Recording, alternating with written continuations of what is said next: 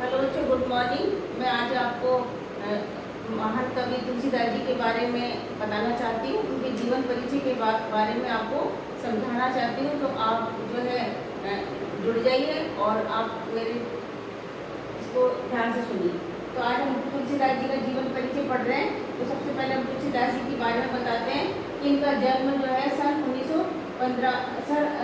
1532 ईस्वी में हुआ था और विक्रम संवत 1589 में हुआ था। मैं आपको ये समझाना चाहती हूँ कि सन और विक्रम संवत में क्या अंतर है। ठीक है, तो आप देखिए कि हम जब हम 57 ईयर्स को जोड़ते हैं, 57 ईयर्स को हम जोड़ते हैं तो जो है विक्रम संवत बन जाता है। जैसे कि मैंने 1532 लिखा और इसमें हमने 57 जोड़ दिया। ठीक है, तो आप देखें कि ये 9 बन गया और ये 8 बन गया और ये 15, तो हम 57 ईयर्स आगे चलता है विक्रम संवत। तो आपको इस तरह से आपको डिफरेंस आपको पता लग जाएगा, अंतर। और मेरा कहने का मतलब है कि विक्रम संवत भी सही होता है और सन भी सही होता है। इसलिए एक यहाँ पर एक क्वेश्चन बनता है कि 57, यदि हम विक्रम संवत को निकालेंगे तो 57 ईयर्स जो है हम इसको जोड़ देंगे। ठीक है, अब मैं आपको बताती हूँ कि इनका जन्म जो हुआ था वो राज्य जो है उत्तर प्रदेश है और जिला बांदा है और गांव राजापुर है। अब एक प्रश्न बनता है कि राजापुर भी कहाँ पर है। तो राजापुर चित्रकूट में है, जो कि यूपी का ही भाग है। तो राजापुर एक गांव है, वहाँ पर इनका जन्म हुआ था। आगे इनके पिता का नाम आत्माराम दुबे था। तो दुबे जो है ब्राह्मण जाति में होता है, तो ये ब्राह्मण जाति के थे। ठीक है, इनकी माता का नाम तुलसी था और इनकी पत्नी रत्नावली थी। ठीक है, अब आता है कि ये कौन सी भक्ति के कवि है। तो इन्होंने अपने आप को दास भाव की भक्ति से सम्मिलित किया है, क्योंकि ये भगवान राम के अनन्य जो है भक्त थे, इसलिए इनकी भक्ति दास भाव की कहलाती है। अब आता है इनकी रचनाएं के बारे में मैं आपको बता रही हूँ कि इनकी प्रमाणित रचनाएं जो हैं वो 12 हैं। 12 प्रमाणित रचनाएं हैं, जिसमें से रामचरितमानस जो है रामचरितमानस ये महाकाव्य है। महाकाव्य, कोई आपसे पूछे कि इनका महाकाव्य क्या है, तो रामचरितमानस इनका महाकाव्य बाकी इनकी जो 12 इनकी जो रचनाएं हैं वो आगे हैं। वो मैं आपको इसमें से लिख के बता रही हूँ कि इनकी और कौन कौन सी रचनाएं हैं। इनकी जो रचनाएं हैं उसमें से जो है इसमें है कि गीतावली,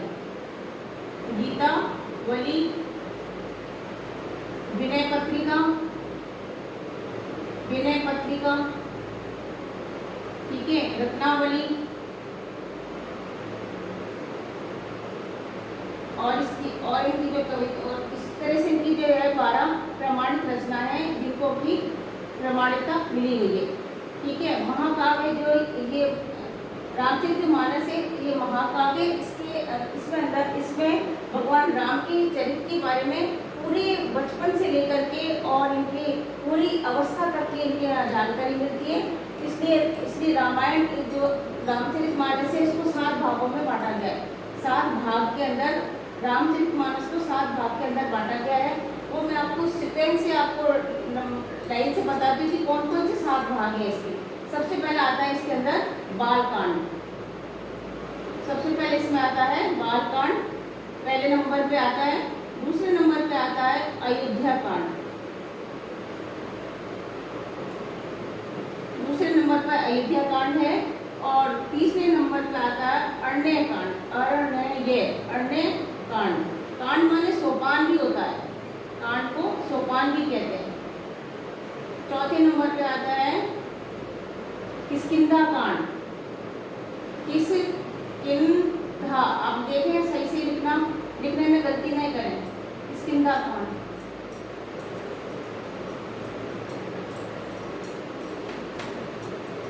किष्किंधा कांड।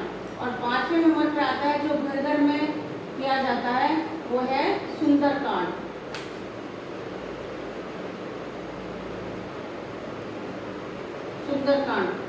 और 6ठे नंबर पे आता है इसमें लंका कांड।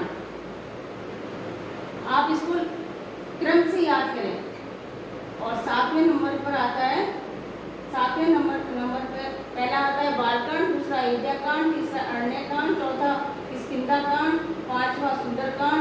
छठा लंका कांड और सातवां आता है उत्तराखंड। ये हमारे रामचरितमानस के 7 भाग, ठीक है। इस पर ही पूरी जो है रामचरितमानस लिखी हुई है। इसके बाद इनमें आता है कि कौन से भक्ति के कवि हैं। भक्ति इनकी कौन सी है, जो है सगुण है या निर्गुण है, तो ये सगुण भक्ति के कवि हैं। सगुण माने क्या होता है, सगुण माने होता है कि एक किसी को माध्यम बनाना, मूर्ति पूजा करना, यानी मूर्ति को माध्यम बना करके हम उसकी भक्ति करते हैं, उसको सगुण भक्ति कहा जाता है। आज के लिए बस इतना ही है। कल इसके जीवन परिचय का आगे का भाग हम कल आपको पढ़ाएंगे, अपडेट करेंगे। आप मेरे चैनल को शेयर करें, लाइक करें और सब्सक्राइब करें।